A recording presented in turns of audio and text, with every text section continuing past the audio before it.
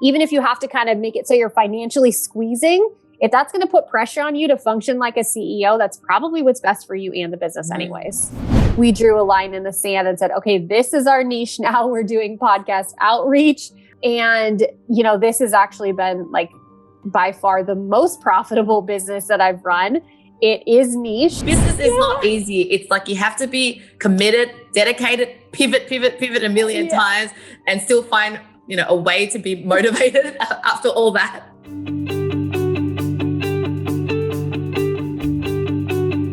If you want to hear another success story of someone who has successfully built a VA agency by outsourcing to virtual assistants, then this video is perfect for you. Hi, it's Linh Podetti here. Today's guest is Kristin Molenaar, who is the CEO of Yes Boss VA, and she specializes in helping business owners get featured on other people's podcasts to build their brand. She started off as a solo virtual assistant, but quickly built a successful agency by outsourcing work to US and Philippines VAs. Now, in this episode, you will learn how she started her podcast agency, the mistakes she made that you can avoid, and advice on how you can build a successful virtual assistant business. Hey, Kristin, how are you? Good to have you here again. Good to chat with you, Linh. Yeah, we have so much things to chat about because we've got so much things in common. But anyway, today I really wanted to chat about how we started a VA agency, another common thing. How did you come up with the idea and what was kind of the model back then? Because I know that your model is a little bit different now. Yeah, it definitely is different now. So back in late 2014, I quit my last job and I decided to be an entrepreneur and struggled for 14 months. It was just really hard. I was trying to sell my expertise. And in what I thought was an attempt to just kind of give up on entrepreneurship, I decided to become a virtual assistant myself.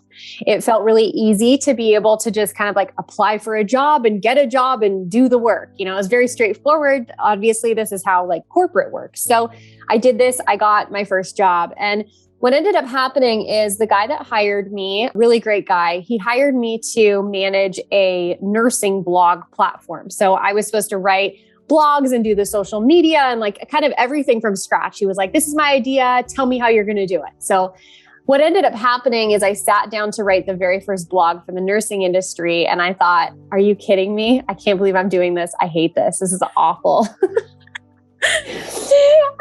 I was thankful for clocking in the hours and getting the paycheck, but I was like, honestly, I can't just sit down and write blogs forever. This is awful.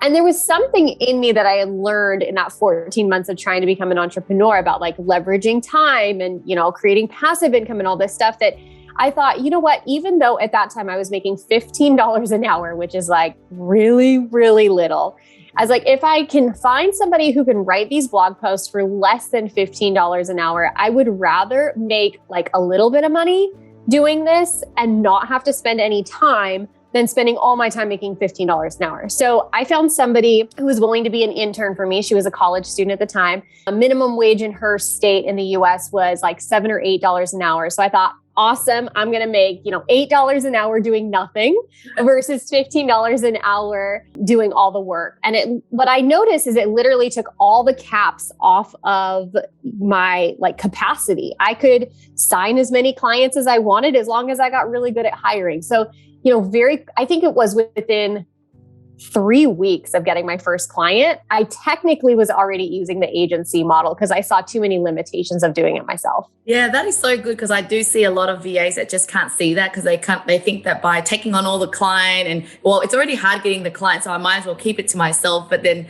they hit capacity problem, but you're quick to see that. So in terms of your model, I know for me, when I had an agency, I was project managing it. So let's say if a client says, I want a website done, I would go, I quote it and I'm kind of like a project manager. And then I had VAs from the Philippines or around the world to do the work. Was it more like that for you where you kind of, outsource that work to another VA, or are you kind of going, okay, here's a VA for you to do the work directly?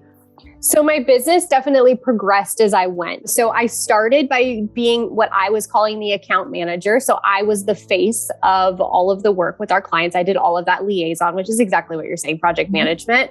But what I realized very quickly is I wanted to find something where I could put together a strategic plan that was repeated month after month after month so that account management role took less time the more we worked with the client. So in the beginning, I did a lot of like content strategy and a lot of social media. This was when you could do like follow for follow on Instagram, and I could build accounts to like 30,000 followers just by like following and unfollowing enough people. Like it was so simple back then. It's not as simple today. But so I would find clients who would, we would do repeatable tasks. So the same thing month after month after month. But what I then noticed after, oh gosh, how many years was it? I guess it was in 2018. So about a year and a half, 2 years in, I realized like my bandwidth is being taken up by juggling clients. And, I was growing my team. And so I was trying to manage my team and really be there for them. And then the details were kind of getting lost in the shuffle. And that's actually when I really thought I needed to niche down a little bit and figure out what I was going to do. So that was the first time I niched down my business. And that was when I pivoted to getting a client and telling the client, this is your VA, and having them liaison directly with the virtual assistant. Now that business grew really fast. That was the first time I did 6 figures in 10 months. And it was a huge learning curve. I had to hire people so quickly that I ended up like making a lot of really bad hiring decisions, but I learned a lot. And then from then on, like even till today, so we have a niche agency and I don't do any client communications anymore. So that was my switch in 2018. Yes. We switched out of that. Yeah. It seems like it's a very similar journey to me. You kind of do it and you're like, oh, there's a capacity problem. Oh, why am I still stuck in the business? And so really it's about getting yourself out of the business. So what was that? So back to still that a bit of the agency prior to this current one, what niche was it there that you were repeatedly do for clients? Yeah, so it's kind of a funny story. I had been looking for a niche. I'm sure that in my like prayer journals, there's like all this like praying about it. Like, please give me a niche. I'm desperate for something, right? So I ended up going to an in-person conference in 2018. And from the stage, the woman that was hosting the conference was talking about online, she called them online shows. So like summits, online conferences, whatever you want to call it. Basically, you bring in a bunch of speakers, you interview them, and then you build an email list using that strategy. Well, I had done, I think 2 of them at that time. And I thought I could do that. And I'm literally sitting in the room with 1,100 people that are being told that that's the way to grow their business. So right away, like I think it was on day 2. So it was like a 3-day conference. Day 2 in the morning, I showed up. People started asking me, what do you do? And I said, I run a virtual assistant agency that specializes in online shows, like using the exact language that was being like preached from the stage. And I was like, I'm just going to leverage this opportunity right now. Like I can do this. And I'm sitting in a room full of people that need me. And that's what we did. So I signed, I think when we went back and counted, we did like 45 summits within like 12 months or something. It was just insane. So that was the first niche that I did. And I jumped on it because there was an opportunity. That is so smart. So, if anyone's out there looking for a niche, really look into something that business owners are learning or trying to implement, but they obviously can't implement because they don't have time. And then you plug yourself in, whether it's implementing some sort of software, but some sort of event shows or whatever. But that is such a great way to niche. And so when it comes to hiring that people in that first agency, did you start off with kind of hourly rate? Whenever you got a job, you would pay them to do the work. And then when did you then pivot into like, all right, I really need kind of like more permanent staff? Yeah, that was another huge learning curve. And that was the first time that I hired a business coach that specifically had agency experience. That was probably my best coaching hire because she had done an agency before. So at that time, I sold one package to our clients. So the package for a summit was $4,500. And it was actually I learned it was the most expensive package that anyone was offering for that. But I came in with like all kinds of confidence, like, I don't know, the confidence sold it. I was like, take it or leave it. I'm not making any adjustments. It was wild. And that's another tip, I guess, for somebody listening is like, figure out what you need to charge for something. And for me, I just put blinders on. I didn't know what the competition was charging. I just knew that I needed to charge that to hire quality people. Mm-hmm. So I was charging $4,500 and then I was paying the people working for me hourly. That was a mistake because the clients, some of them had scope creep, like, will you do this and will you do that? And then some of my VAs were just like so nice that I was having to teach them how to set boundaries. And that was the biggest like management curve. So I'm trying to remember where we ultimately ended on that. I think, yeah, that actually ended up helping us shift into our next, like, I don't know, transformation as an agency. What I did was I found some people. So all the people helping with the online shows, they were all US based, because I wanted to have US based people liaisoning with US based people, which I think was actually a limiting belief of mine that had to be the case, because I've now found that doesn't have to be. So anyways, what I did is I found some people that had been previously working in my old business model that were from the Philippines, and I brought them in to help do some of the administrative work for the online shows. So what ended up happening is my US based people became account managers that then delegated the work to the people in the Philippines because they really knew how to do it. The people in the Philippines became my biggest asset because they knew how to get the work done. They were more familiar with the work than even people in the US. And that's how I made my profit margins work, because with just paying, I was paying about between $15 and $20 an hour for the US based people. The margins were just getting really scary. And I did have at least one client, probably two clients, where I lost money on them because I just hadn't figured it out yet. Yeah, you made it such a great point, because when you already know that you can hire someone from offshore and their hourly rate is just so much lower, there's so much more room to earn a profit. But when you're already having a very narrow margin, and then scope creep happens to you, and then that's where you kind of go overboard. So ultimately, all the team members like full-time, or are they still kind of, when I say full-time, I mean like they work at a fixed amount of hours that you tell them to work? Or is it still like, whenever I have a task I'll assign to you, I'll pay you whenever I have a task? Yeah. So what ended up happening, nobody has ever had set hours that works for me. I keep a lot of flexibility. And I think that that's because when I got into entrepreneurship, that was the kind of work environment that I wanted to create for other people. Like, you have deadlines and you have things you need to get done, but we don't have office hours of it. We've never had office hours available to our clients. We just are deadline driven. But as far as like how many hours per week they work, typically the people in the Philippines were working for me 40 hours a week, because I found that the bandwidth on doing the repetitive behind the scenes admin work, there wasn't so much of a bandwidth issue. They could clock 40 hours of, billable hours per week. Versus the people that were in the US, I tended to attract like moms who wanted more flexibility. So they didn't even want full time.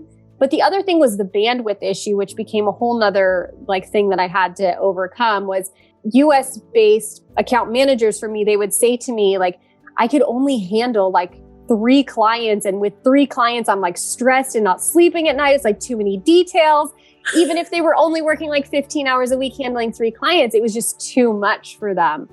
So that became really interesting. And that's when I realized, like, okay, well, a couple things. 1, I don't like this bandwidth issue. 2, I don't like that I'm having to sell all the time, because online shows are like a one-time thing, and we need clients that are staying with us long-term. So it was then we're like, okay, so what do we do now? How do we switch this again? So yes. we did it again. Yes. So tell me about that transformation. And I think we kind of met each other at that point in time, and I introduced you to that book, Built to Sell, as well. And because were you also taking on a little bit of other things as well? Because I remember, I wasn't sure at that time, it was you purely niching in that summit kind of thing, or was it that you still kind of did a bit of other things? Yeah. So what we did is we ended up unniching. Oh, okay. So what we ended up doing is we were taking on clients who we were calling ourselves like the all-in-one team. So what would happen is you would get a US-based account manager, and the account manager would like work with you to project manage all your projects and then delegate it to somebody in the Philippines. It worked really, really well. The problem that we ended up having there was just finding people that were skilled in the areas that the clients wanted, because we didn't have any niches. Like, it wasn't like, even just like platform based, like just MailChimp. Like, we were working with MailChimp and ConvertKit and, Entreport and like everything under the sun. Or, things like, well, this client wants to do a summit, and this client wants social media management, and this client wants this, and then finding somebody that really knew how to manage all of it. I think that model could have continued to work had we been a little bit more specific. But that's actually when I brought in a director of operations, and she really started to help me kind of work through that stuff internally, like as an internal team member. But my profit margins, that is when my profit margins were really great. And that's actually when I started podcast guesting. That's like a big thing that I do now. So I started podcast guesting and we were able to raise our minimums. So we started charging $40 an hour with like 40-hour per month minimums, which now looking at it, I'm thinking we could have gone even higher than that. Like we could have done, 20-hour week minimums. But anyways, regardless. So we had really like raised our prices, and it worked really well because another thing we did was we started incentivizing US-based project managers to delegate. So our US-based people, and I still have one US-based person on my team managing a couple clients that have stuck with us for a long time. So what happens is my US-based person, their hourly rate is dependent on how much they delegate. So the more they delegate to somebody in the Philippines, actually the more money that they make. Because how does that work? Yeah, tell me, how does that work? Yeah. So what I found was that it was beneficial for both of us. So, the base is $20 an hour. But if you delegate over 50% of the client hours to somebody in the Philippines, it goes up to $25 an hour. And if you delegate, if you delegate 90%, which is totally doable, and the girl that still works for me, she still does it. If she delegates 90% of the work, I actually pay her $40 an hour, which is what I charge the client. But 90% of those hours I'm paying out at a Filipino wage, not a US wage. So it really works. And she stays incentivized to get the work off of her plate. Wow. Rather than hoarding the work, because that's what I was finding is like, how do I convince somebody to give away their work and make less money? Like that, I wouldn't do that. Why would they? So I had to financially incentivize, and it's worked beautifully. That is so interesting because, I've never heard of that model before, but it just totally makes sense and it kind of encourages a behavior that we want. At the end of the day, we want people to be working on strategic things, but then if there's no benefit, it's just the same catch, then they won't. But wow, that is amazing. Tell us more about what exactly is podcast outreach, because I don't think not everyone knows what that meant. So that's what we do now. So yes, iteration number 15,000, yes. Right? Exactly. Business is not easy. It's like you have to be committed, dedicated, pivot a million times, and still find a way to be motivated after all that. That's why only a few exist still. Yeah. So we ended up getting into podcast outreach because one, I started being a podcast guest. So I wanted to talk to other entrepreneurs about actually uncomplicating entrepreneurship, which I know my journey sounds complicated, but at the root of it, it's like, how do I keep my schedule really clean and like keep my business really clean? I told my team I wanted to become a guest on podcasts to just kind of get my message out there. And what happened is they started booking me because they're just really great at their job. And it became the number one lead generator for our business. And it was producing more leads than literally anything we ever did. So we started doing it for some of our clients because at the time we were doing, whatever our clients needed. So we made the suggestion to do it for some of our clients. It went really well for them. And that's when in 2020, early 2020, so it's been over a year now, we drew a line in the sand and said, okay, this is our niche now. We're doing podcast outreach. And, this has actually been like by far the most profitable business that I've run. It is niched. And so my team is not very complicated. My team is completely run by people in the Philippines. Actually, my business is built around a model that this one girl on my team, Goldie, she's amazing. She actually developed the process for getting me booked on podcasts. And now she does the same thing with her team for our clients. Wow. So what does your team look like now? Like, how do you structure the team? Is there any US based people in the organization now? So we have two clients that have kind of hung on from like way back in, I guess it was 2019. We have two clients. So we have one US based person with one Filipino assistant. So they work together to just kind of take care of everything for those two clients. So the clients have been just so wonderful that it never made sense to get rid of them. So there is that, which is a very unique silo that self-functions. And then for our podcast, the podcast booking agency, I have one girl that liaisons with me. So honestly, she barely needs me though. She kind of just keeps me in the loop. I attract clients. I do like initial strategy call with the clients just because I really enjoy it. I don't need to do it, but I enjoy it. Then I hand it over to Goldie, who manages my podcast booking team. And there's 2 roles in my podcast booking team. So the one role is a podcast booking manager. So that's the like client facing role. And then on the back end, there's somebody that's always doing research. So the goal with that is that there's never work product that's going out that's only been seen by one set of eyes. I like having 2 sets of eyes on everything that goes out for the client, and that it's been very simple. Yeah, that is so good. Congratulations on finding that niche that not everyone does. And just a quick summary for people is that basically you help people to get featured on other people's podcasts so that they can be spreading their brand out there, but also building connection with even the podcaster and, you know, having that relationship. And basically, yeah, it's just a way to get your brand out so that you could attract leads. But then I know that within podcast outreach, you're now having different types of services as well, because you've got more headspace, more time to actually even deep dive into that one particular service, right? So tell me more about the different ways that people can work with you in podcast outreach. Yeah, so we have what we started with, and that's a done for you booking service. So, you know, this is for clients that are like, look, my zone of genius is talking.